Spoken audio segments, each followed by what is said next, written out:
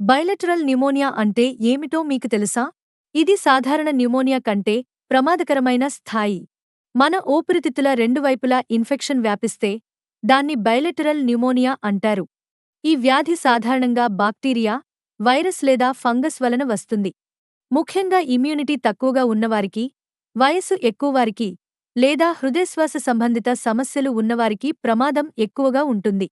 బైలెటరల్ న్యూమోనియాలో శ్వాస తీసుకోవడంలో ఇబ్బంది, ఎక్కువ జ్వరం, దగ్గు, ఛాతీ నొప్పి మరియు ఆక్సిజన్ స్థాయి తగ్గడం వంటి లక్షణాలు కనిపిస్తాయి.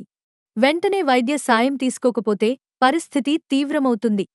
సమయానికి చికిత్స ప్రారంభిస్తే యాంటీబయోటిక్స్, ఆక్సిజన్ థెరపీ, సరైన రోగనిరోధక సంరక్షణతో రోగి కోలుకోవచ్చు. కాబట్టి శ్వాసలో మార్పులు గమనించిన వెంటనే డాక్టర్ను సంప్రదించడం చాలా ముఖ్యం.